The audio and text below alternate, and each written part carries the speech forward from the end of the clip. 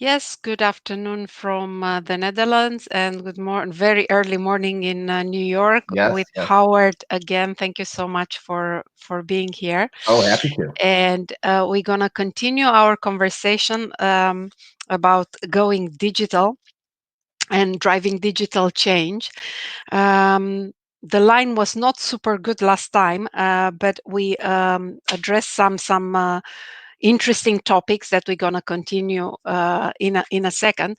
But just very quickly, for those of you who don't know yet, Howard Tiersky is a successful entrepreneur who has been named by IDG as one of the 10 digital transformation influencers to follow today, and by Enterprise Management 360 as one of the top 10 digital transformation influencers that will change your world. He's the co-author of the best-selling book Impactful Online Meetings and the founder of two companies that enable large brands to win in the digital world.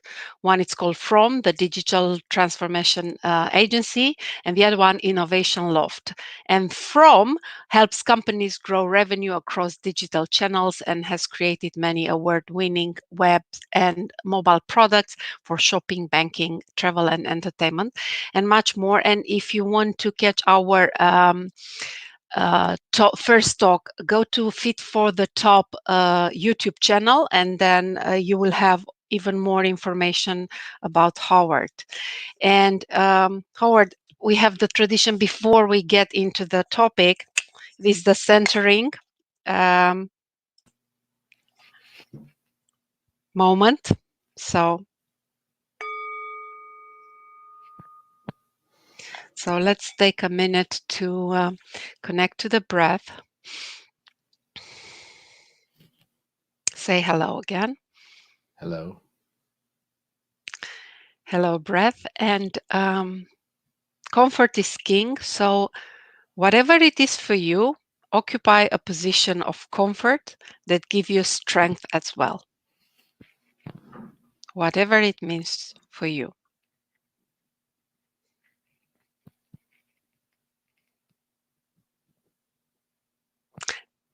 And if there is one of your strengths that you'd like to bring forth in the next half an hour, connect with that. Feel it in your body. And when you're ready, you can open your eyes and let's rock and roll. All right. So, Howard, thank you so much for coming for the second time. Just to recap for the audience, we were talking about going digital. Digital is on. We were talking about that KPMG made a study and they saw that 96% of companies embark on digital transformation, while Forbes was mentioning that 84% fail. So you dive deep into the what causes success in the digital the digital area, and you're talking about knowing your customer, research your customer avatar. You talk about road mapping, the how do you make the experience of the customer the best so they basically fall in love with you. You talk about building the new journey and optimizing what we have. um, and then the line was not the best, so we kind of stopped there, and I would like to continue the conversation with you on issues like stretching your team thinking, because you work with 5 boxes, if I remember from your book, and also reasons why people resist change, and maybe about your new app, which I find really cool. Yeah. Yeah. So go ahead and let me know if I said was correct. Did you see anything that I was not I was offline from what you said? Everything you said was perfect. Okay. Okay, so then we can continue our chat. Thank you, Sure. Howard, for being here. Sure, of course. Where would you like to begin? So I really like, we need to drive transformation. And to drive transformation, we need to stretch. We need to stretch our thinking big time. We work remotely. That adds, for some, it's even better, for some, less. How do we stretch our team thinking? And if you want to go into the boxes that limit ideation. Sure, sure. Well, there's nothing better for stretching thinking than a crisis. Yes. As a matter of fact, and I'll talk about the boxes in a second, but one of the boxes that we talk about. Let me tee that up. So part of what we do is seek to get the very best ideas out of teams. We often Correct. have clients come to us and say, I've had my teams try to brainstorm new ideas, but they always come back with the same old ideas. We need to get new creative thinking. Sometimes they come to us and say, we need you guys to come in and inject some creative thinking. I don't know why everyone thinks that it's like an injection, inject creative thinking. And usually we say, well, look, we're creative people. We're happy to help. But actually, your team is probably capable of being massively creative. I've never found a team that didn't have the potential to be massively creative. So when you have this experience where you have a team that just hasn't been delivering the kind of breakthrough new ideas that you need, it's a bit premature usually to jump to the conclusion that these are non-creative people. To be honest, in my entire life, I've never found any people like that. I'm not saying they don't exist, but that's a long stretch of a conclusion. Rather, they probably haven't been put into the right environment and given the right kind of freedom and permission to be creative. And so that's a lot of the work that we do around there. And you asked about the boxes, but I'll maybe mention a different concept first, which is one of the things we study is, well, when does creativity come out? When do people come up with the big ideas? And the metaphor that I talk about in the book that I like very much is that of fire. To me, creativity is a little bit like a fire. You probably had this experience in your life that once it gets going, once you get a bunch of people really, you can't stop it, right? You cannot stop the train or the fire. Right? Yeah, there you go. Exactly. So how do you get it going? So, we all probably remember from 4th grade science class that there's 3 components to a fire, right? What do you need? Yes. You need some kind of fuel, like wood or gasoline or whatever. You need oxygen, and you need some kind of a spark. And once those 3 things are present, you actually can't not have a fire. That's why we have, all kinds of systems in the world to stop fires, because once they start, when those 3 things are present. So in ideation, we find that there's a similar, at least, this metaphor exists where we say, well, the fuel of ideation is information, knowledge about what is it we're ideating about, because if I say, for example, I'm having a party, I want to have a great party. You might be like, well, it's hard to have any ideas. But if I say to you, well, it's a bunch of 6-year-olds, it's a St. Patrick's Day parade party. Last year we did this, you all of a sudden start to have some information. Now you start to have some ideas. So that's the first one is the right information. The second component is the spark, which is the clear outcome. What are we trying to accomplish? Similarly, many people have had the experience where there'll be a boss that says, I'm looking for some new ideas around here. There's a suggestion box in the corner. Give me some new ideas. And everyone's like, I don't know, new ideas about what? But if all of a sudden someone says, hey, I want to get the weekly reports that are usually done in 3 hours. I want to figure out how to get them done in an hour. Who has an idea for how we can speak? Well, now all of a sudden you're like, oh, well, yeah, I could think of some. So you need some clear, this is what I'm trying to accomplish. Yeah. And then the last, and maybe a sense of urgency as well, right? Because when you put some boundaries around it, you become more creative, right? Well, yes, I think that's right. And that's part of the goal, right? If someone says, if I say to you right now, be creative, you're probably like just as you say, what's what our mutual mentor Tony Robbins always says is that the human mind is a problem-solving machine. So you've got to give it a problem to solve, a nice, clear problem. And then you need the information very often, right? And so we talked last time about understanding the customer. When we're talking about a business problem, very often that's a key part of the information. If I want more sales from my customer, Well, it's really, really the important question is, well, who are the customers and what do they need? What do they want to buy? What are their unmet problems in their life that I can Yes. potentially? So that information about the customer becomes part of that fuel of ideation. Yes. Yes. And then the last component that we talk about is oxygen. And the Yes. oxygen of ideation is the freedom of empowerment, the feeling that the ideas that you're being asked to generate are actually needed and wanted, and something is going to be done with them. Yes. And what the analogy I like to use here is scuba diving. Yes. I'm a very avid scuba diver. And when I first started learning to dive, I find it challenging. And I went to a class, and they start you in a swimming pool, and they give you the gear, and they tell you, okay, you have the oxygen, it's not oxygen, air in your regulator, which is a thing you put in your mouth. And they want you to go down to maybe 10 feet underwater and breathe, which seems Yes. easy enough. But for a lot of people, including me, initially, Of it's course. really disturbing and hard to Yes. do. And it creates maybe a sense of panic. Now, Yes. why? And my hypothesis about this is because most of us had this experience when we were a kid.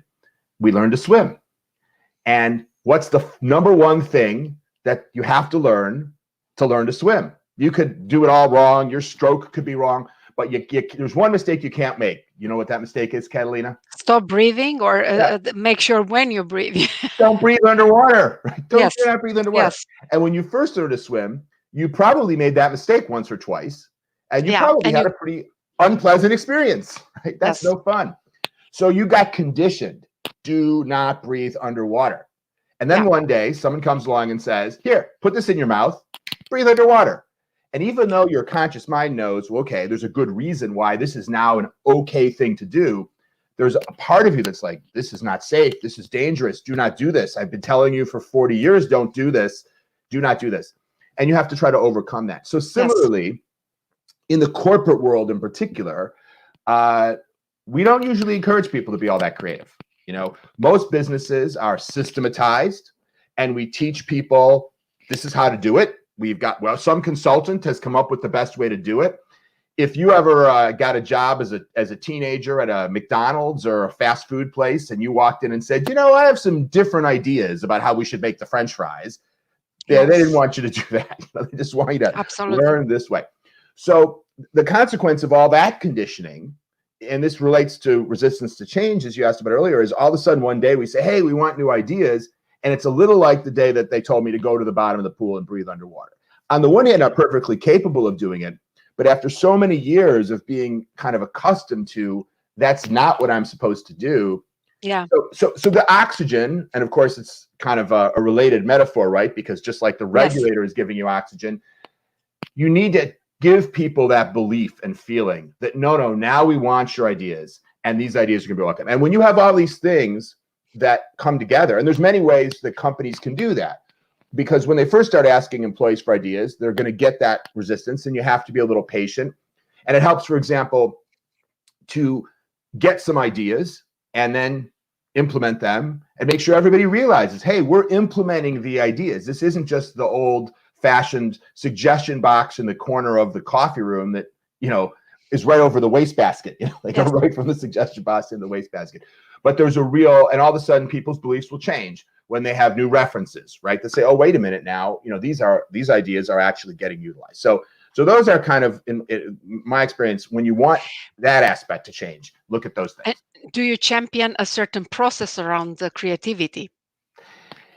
There are many processes that we love and champion, and I'll mention a couple. One thing we always say is, look, you can be creative in a workshop. You can be creative on a Zoom call. Many people have had the experience of being creative in the shower, right? Or in their car while they're driving. You can be creative in groups. You can be creative on your own. There's tools that we utilize, like idea management platforms. There's tools like Spigot and Bright Idea, which are software that lets people log in and propose an idea, and then other people can comment on it and vote for it and things like that. Those are all great things. I think what's most important is that you have those three components, and then these different mechanisms to actually conduct the brainstorming. It's great to play around with a variety of them.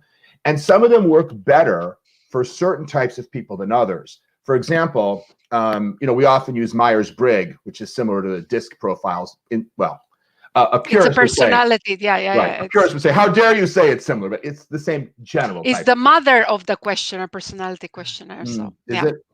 Well, it's anyway, an old one. yeah. So one of the dimensions there, a simple concept, is the introvert extrovert dimension, and that's very important for group ideation, because one of the things that we see is that, no surprise, when you get groups of people together, which is a very common method that you use in companies to come up with ideation, who's doing most of the talking? The The extrovert. extroverts, we go. Right. Of course. So it may very well be, though, that those introverts have awesome ideas. And, it's funny. I mean, I'm an extrovert. I don't know if you could tell. ENTP on Myers-Briggs. And of course, when you do one of those tests, I don't know if you had this experience, but my first experience was you do it and you're like, ENTP. Yes, that's the best one. That's the one you want to be. I feel bad for all those introverts, man. I'm so lucky to be an extrovert. I'm certified with Oh. and I've done it with so many people. It's awesome having seeing the interactions in groups, extroverts, introverts. Yeah. Or Yeah. let's say that those people that have a preference for extroversion versus introversion, because we Well, evolve as we grow. Yeah, right. And of course, then the epiphany that you get when you really go through those types of sessions is you start to realize, wow, actually, all of these different profiles have value to bring to the table. of course. And part of my responsibility as a leader is to make sure that I am not either preferencing one, or I need to create an environment where everyone can thrive.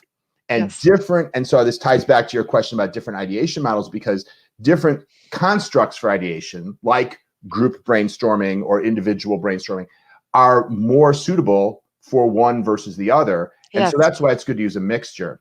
Although one thing we often do when we do group brainstorming, one thing I always like to do as part of it, because we have a whole bunch of different exercises that we use, different constructs that we use for group brainstorming. Talk about some of them in the book. But one that I really find valuable and is not commonly done is we'll present a challenge, for example, make sure all three of those components are there, some information, a clear focused outcome, and that, trying to give them the belief that the ideas are really needed.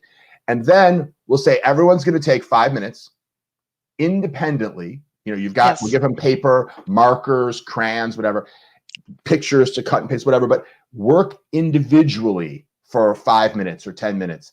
And then we pair people up in small groups, like 2 or 3, even if we've got 25 people in the room, and share within those small groups, and then let those small groups share their best ideas with the larger group.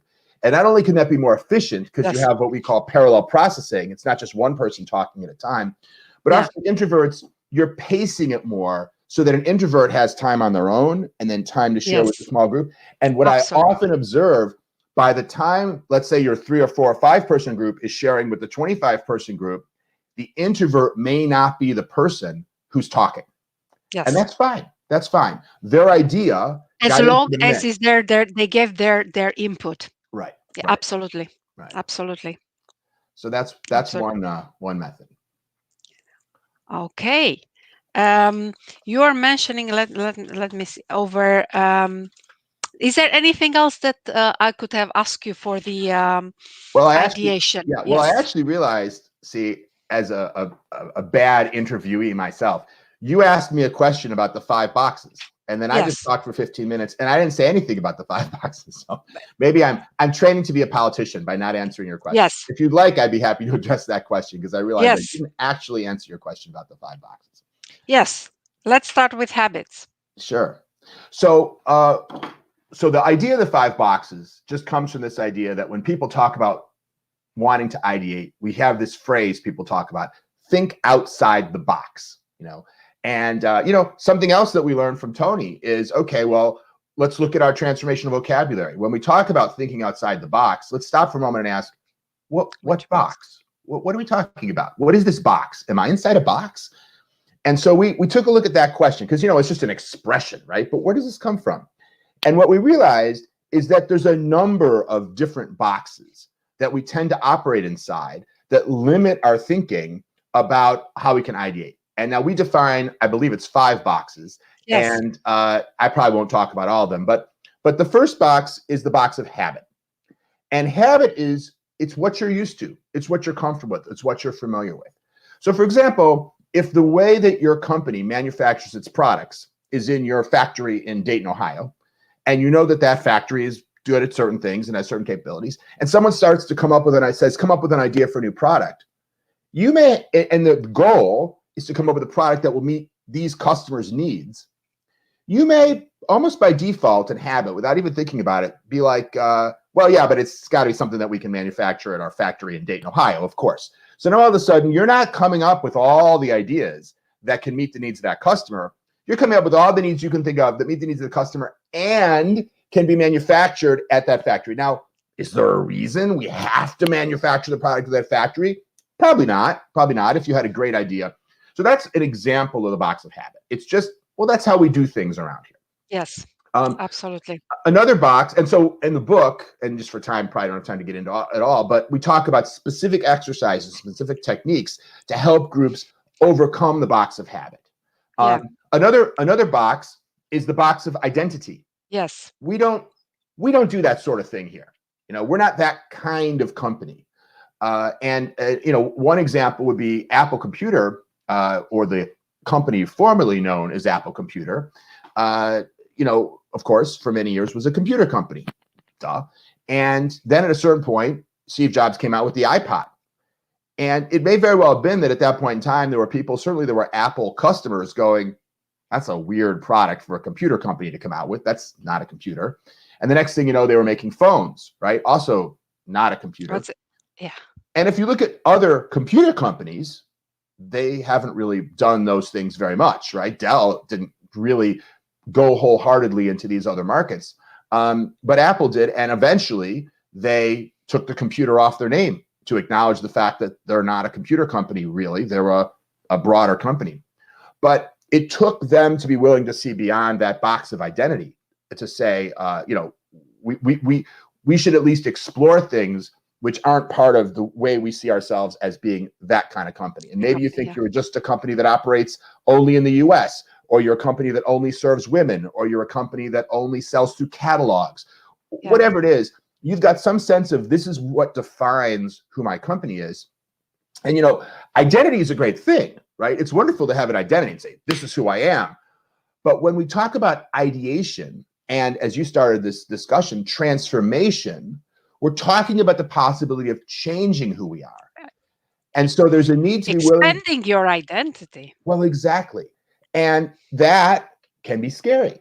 And yes. One of the things, I know you have a Tony Robbins audience here, so I'll use another Tony Robbins quote that I'm sure everybody knows, which is that Tony Robbins says, the single strongest force in the human personality is the need to stay consistent with your own identity. And I found that that's not only true for people, but it's true for companies. Companies have systems in place, brand police and other things, to make sure that they stay consistent with your own identity. Yeah. And companies and people, they gain a lot of benefit from staying consistent with their own identity. I mean, after all, you don't want a company that's completely schizophrenic in terms of its identity. Yes. But when we talk about ideation, we're talking about exploring possibilities. And that's an important aspect to realize when you ideate. You shouldn't hold up to say, I'm not going to put an idea out there if I'm not 100% confident it'll be successful, because then you'll never come up with any ideas. And similarly, you have to be willing to look down the avenues of possible change to your identity. Doesn't mean you have to go there. It's just a test. It's just an experiment. It's just an exploration. But to be able to at least say, well, what if we became this kind of company? What would that mean? And now let's go to leverage, right? What would that mean for us as a company? What would that mean for our employees? What would that mean for our customers? And maybe the answer when you're done with that exercise is, it's not good. Let's not do that. Don't go down. Fine. But at least you've taken the time to look versus having blinders on and saying, and that's the box of identity. The box of identity is the thing that says, we don't go there. We don't talk about that. We don't think about that. As soon as an idea starts to go down that, we say, stop. That's not who we are. Versus saying, no, we can think outside the box. It doesn't mean we do outside the box. Of course, sometimes you want to do, but you probably have to think about 20 things before you come up with one that you actually decide you want to do. So having that confidence that it's okay to come up and brainstorm and talk about and ideate things, and then know that later Ex- you're going to decide what to really do. You're in control. Absolutely. Absolutely. So, in your book, you talk about more about beliefs, imagination, and perfection. By the way, when is your book coming out? It should be probably in about 4 months, something like that. We've just been finally deciding whether we had a couple of offers to publish it with regular traditional publishers. And literally, we just decided yesterday to decline those offers and just self-publish it because it was just going to take so long. So now that's going to mean it comes out sooner, which I'm happy about. Awesome, because it's my interview and I can choose where do I go. One of the things that I wanted to talk to is about the 9 reason people resist change, but I think this will take also a full session. So I was thinking, actually, because you came out or you are in the beta testing of a very cool app, and because we are in the pandemic times, right? Why don't you talk a little bit about this? And maybe you have also a booklet that you wrote about having successful online meetings. I think this is very could be very useful for people Sure. as an extra resource. Yeah. Yeah. Okay. Those are quick topics. No problem. Yes, that's why. So the app, as I mentioned, that we do a lot of work around innovation, and my team is heavily based in New York, not exclusively. We have people in other places. But so when this pandemic hit, of course, New York was hit very hard and very early, at least in the US. Obviously, Italy and China and elsewhere was earlier. But so we brought the team together that we really wanted to do something to help. The question was, how can we support our country, at this point in time? And so we went through an ideation process, just like we've just been talking about. And we said, let's expand our thinking about what we can do. And as part of that, just as an example, we went through an exercise focused on needs. And we said, well, what are the top things the country needs right now? And we're looking for where we could help. But because we sort of thought outside our own boxes, what do you think the number one thing was on our brainstorm list of what the country needs? You want to guess? You mean in terms of products, or people need to calm down, maybe, or give them this we shall pass? Is mindset, right? Yes. Well, that was definitely on the list. But number one was a vaccine. Was? A vaccine. Oh, yeah, of course. Yeah. And I point that out only because we're a technology company, right? So a lot of companies, if they said, well, let's start to list what do people need, if they weren't using these box approaches, you wouldn't even mention vaccine because, well, it's obvious, seemingly, that we're not going to create a vaccine, right? We don't have... Well, so obvious that I didn't think about it as first one, right? And this is the problem with ideation, right? Now, in fact, we're not working on a vaccine. How on earth do we do that? But the point about ideation is get those ideas out there because you just never know. You don't want to self-censor so much. So some of the top things on our list when we prioritized what people need, vaccines, testing, right? Antibody testing, right? Now, and then, so you make a list. These are all safety devices. Yes, help with their mindset, address fear, calm down, deal with kids at home. Like we went through our whole empathy mapping process to say, what do people need? And you want to do that with the openness of saying, I'm not going to worry initially about what we can do. We're just going to figure out what's needed. And then you go, okay, well now these are all the needs. How do those map to where we could most effectively help? And of course, unsurprisingly, we said, well, unfortunately, we don't have any scientists or doctors or labs, so probably the vaccine thing is not the one we should tackle. But somewhere around number 4 or 5 was personal protective gear and the whole issue of safety. So then we said, okay, well, we're also probably not going to manufacture masks or things like that. But within the realm of personal protective gear, what are the sub areas? And one of them was social distancing. So what that led us to was what we can do, because part of what we do have the capabilities to do that we do as our normal course of business is build lots of apps for Avis and NBC and big sports leagues. And this is a key part of our business. So we said this we can do. And so we set off to build a social distancing app. And very briefly, and if anyone wants to learn more about the app itself, you can go to socialsafety.app and see a video demonstration of it. But essentially, it's very simple. It just does 2 things. Number one, it's an alarm. If people in a workplace are all running the app on their phone, then if you get closer than 6 feet, It buzzes, makes a noise, and flashes on the screen. It's just a reminder. And, it's funny. I feel like, of course, we all have to be mindful of people at the workplace that might choose not to comply with social distancing. That's a risk in any workplace. But also, I feel like everyone needs a reminder. I did something totally crazy the other day, actually. The doorbell rang in my house, and I did something totally crazy. You know what I did? I went to answer it. Can you believe it? Can you believe I would do such a dangerous thing? But, it's just like the scuba diving, right? It's like 50 You're years. conditioned. Right. The doorbell rings. You answer the door, right? Like Pavlov's dog. And then I'm like, wait, what are you doing? You can't answer the door. And of course, it was, like the delivery guy with the pizza leaving it on the door, or whatever it was, for my kids. But so similarly, when we go back to the office, there's going to be this natural, like, hey, Mary, good to see you. How are the kids, and we're going to violate social distancing like that for the same reason that I was about to open the door. And in that case, there was something in my brain that stopped me, but I could have easily made a mistake. And just having something, and I keep pointing to my shoulder because we encourage people to wear these on their arms on an armband only because it works better. The signal gets more easily seen by the other devices. To just say, whoa, don't forget, dude, you're getting too close. And then the other thing is that it keeps a log.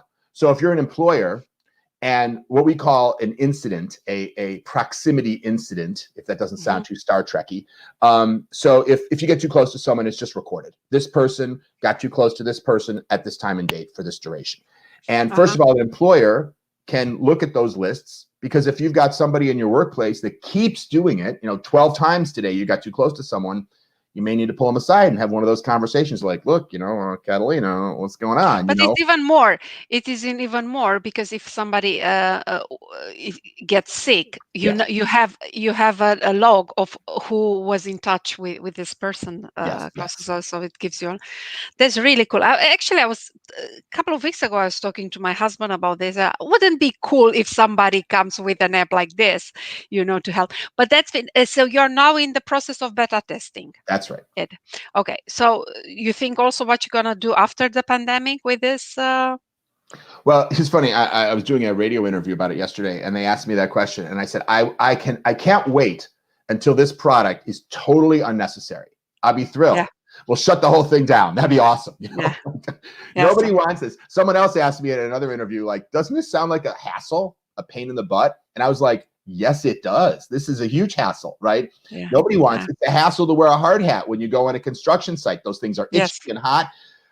It's a hassle. Maybe it's a new normal. Who knows? Right. Yeah, right. But let's get rid of it as soon as we can. And until we get rid of it, you need a safety device. But awesome, and I applaud your creativity and also the desire to do good, in your area during this period, helping companies and people. Awesome. Can I say one quick thing about that? Yes. Because we did a whole report for companies on how to deal with the pandemic. It's available, by the way, if anyone's interested, at whatcomesnow.com. But the reason I mention it is that we talk in there about the negative emotional response that a lot of people have to the situation, of course, which is totally understandable. And my theory is that the number one reason that people have a negative emotional response is because they feel out of control. Yes. They feel that, the certainty, right? And they are out of control, right? I mean, this is not a situation that any of us can personally, change. Yeah. So the key, I think, is to find things, and this is what I was working on my team. My team was freaking out about this. What's this going to mean for our business? What's this going to mean for our families? What's going to mean for our kids at school? And the healthiest thing you can do in a situation like this is say, what can I do?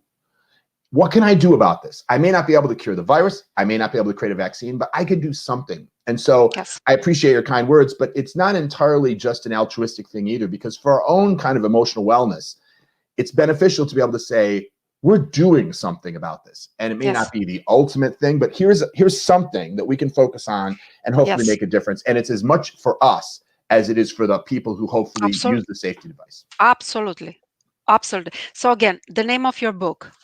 You're talking about the meetings book. The new one. Okay. So we just came out with this book, Impactful Online Meetings, available on Amazon and Barnes & Noble and soon Apple Books. Either as ebook, Kindle book, etc., or paperback. Awesome. And that was another thing that we did in response to coronavirus, because while we have, as you mentioned, spent a long time running online meetings and running workshops. And as you know, we have this facility, Innovation Loft, where we do corporate workshops, sadly closed at the moment. When this happened, we immediately realized that there was going to be a lot of increase in online meetings, and that a lot of folks weren't experienced at really doing a truly awesome job at running them. So the funny thing is, I can't remember if I mentioned this before, but the book that I have coming out in a few months is this one, Winning Digital Customers. And I've been working on this book for 2 years, and it is not out yet. This book, the online meetings, this book, we wrote in 3 days. We said we need to take everything that we know about this topic, and I had about 8 people working on it. And in 3 days, we wrote it, edited it. It doesn't have a lot of illustrations and diagrams. We kept it simple. We got it up on Amazon, and it became an Amazon bestseller in like 2 days. Awesome. And, you know, it was obviously addressing, I mean, we saw people would need something like this. And so we did this. And then, so that's great. And then in addition to that, we have, and I want to offer, by the way, if anyone listening would like to get this book for free, I mean, you can go on Amazon and buy it. It's $9.99 as a Kindle book. But if you want to go to it's, you know what? I will get you the URL. There's a URL. Give me the URL, and I put it in. And they can download the PDF. And because we're happy to provide this to anybody who would benefit from it, it does contain a lot of tips and guidance on how to do this. Awesome. And we are also coming out with your generosity. Oh, sure, not at all. Well, you know what? To be perfectly honest, it's not entirely generosity, because we are coming out with a training course on this, which is a much more in-depth video training course on how to also run great online meetings. And so if you go and get the free book, you'll also get advertised to buy our course. So, and this, you still have a choice, right? So it is still generosity. Of course. Of helping. Awesome. So you give me the URL, and I'll place it on I put it in the comments, right? Here's the thing. I really want to chat with you about the reasons people resist change, because that's important. In my activity as a banker, I was working for one of the largest banks worldwide, and I experienced 2 major restructuring. And I tell you, we got great consultants with beautiful plans, and the most difficult part was implementation, because people resist change. This is how, and I would like to dive into this topic. So if you'd like to come back in June sometimes to chat on this, I would be very grateful. Sure. I'm happy to do that. And in addition, I'll offer you something different if you like, or if your viewers would like. I'm happy to make that chapter of the book available for free. If anyone, there's a whole chapter in the book specifically about the very question you just asked. And since we didn't get to it, if people are looking for that information quickly, if you give me a day, I'll put that one chapter as a PDF up on a URL. And then people who just want to download and look at that one chapter, they're welcome to do that. Awesome. And you'll still come to chat? Of course. Are you kidding, Carolina? Anytime. Awesome. Happy to come anytime. Nice.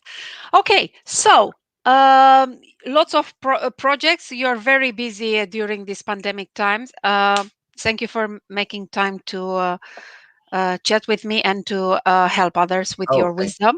And see you next time. Have a great day in New York there. I hope you guys are doing better, huh? Well, I keep looking at the curve, and it's like looks like it's just going down. So I hope so. You know, thankfully, myself, my family, we're all well. We're staying at home. So I'm not in the midst of all that craziness, to be honest. I see it on TV just like you guys do, but obviously it looks pretty scary out there. We're just hunkering down. So we got nothing to complain about here. We're very thankful. But I know a lot of people are suffering. So I'm looking forward to that curve going down further and further. And of course, returning to some normal life. As a matter of fact, we can transition, because we're going to close this, and you leave this experience behind you, so you move to your life. So why don't we close by closing our eyes and sending much love and light to all these people that suffer in general, and especially from Corona, and wishing them and their families all the best.